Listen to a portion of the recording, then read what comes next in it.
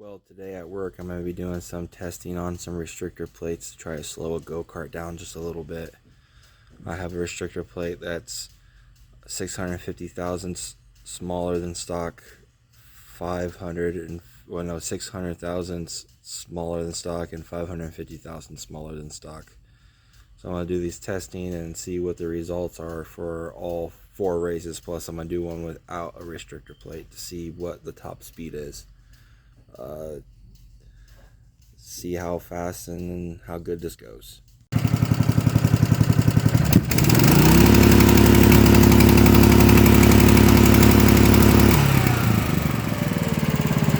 Alright, I got the go-kart all set up and ready to go. Tire pressures set at 14 pounds.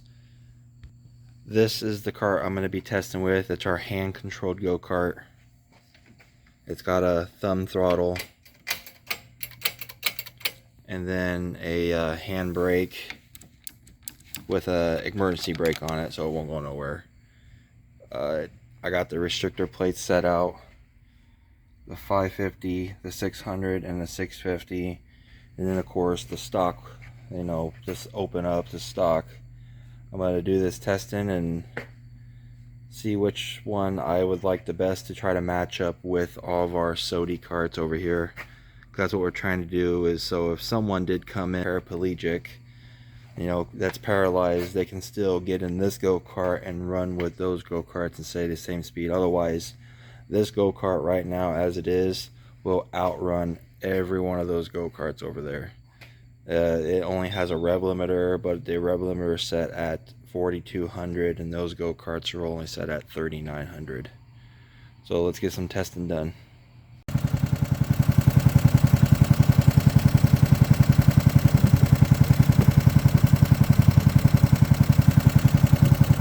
Ready to do a race, a test with no restrictor plate.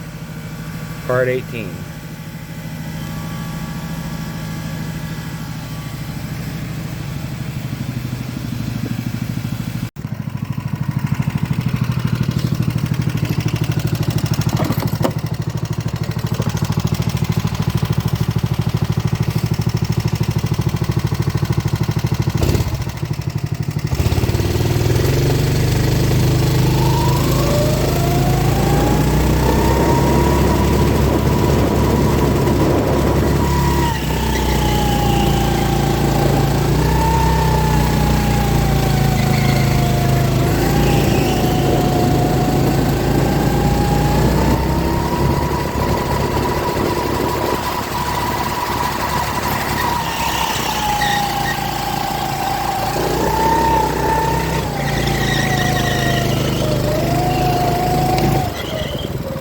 Alright, now that we've done the testing with no restrictor plate, we're going to put this 650 restrictor plate in. I'm going to show you how that goes in.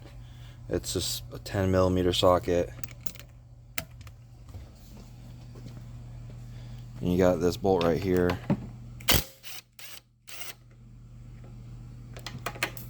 This bolt. And this bolt right here.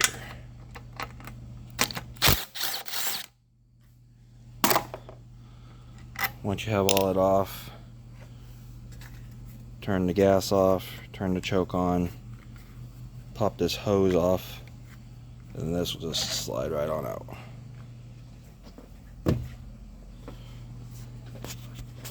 And then you got like a gasket right here, and then you got your throttle link, which you pull this forward.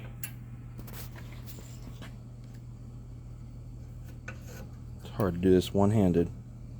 Hang on a minute. There we go, got it popped out. Just kind of take that off,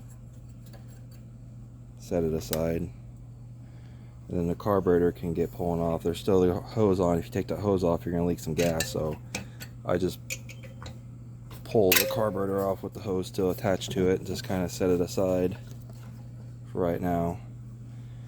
And then you grab your restrictor plate, and then you just slide it right on.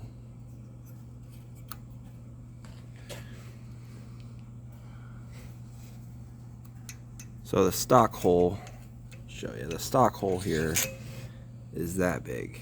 So you're getting that much fuel going into your engine. Then you put this on, and now you're only going to get that much fuel into your engine. We'll put it all back together and test it. Well, just got all the testing done, and the results are kind of crazy. No restrictor plate, 15404.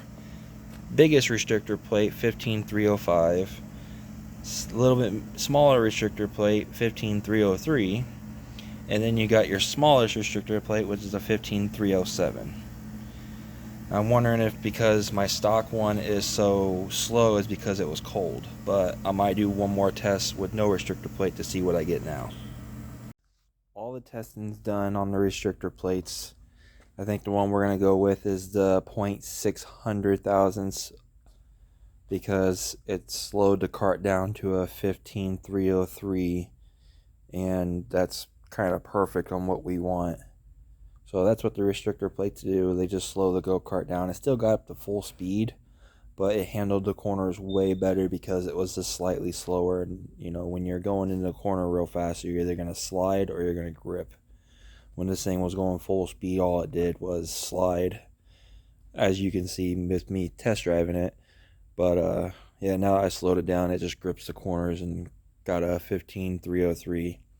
The fast guys that come in here, especially Seth, the one that usually drives this go-kart anyways, he'll probably come out here and still pull a 14.5 or a 14.4 on it. But yeah, that's what the restrictor plates are, and I hope everyone enjoys and has a good day.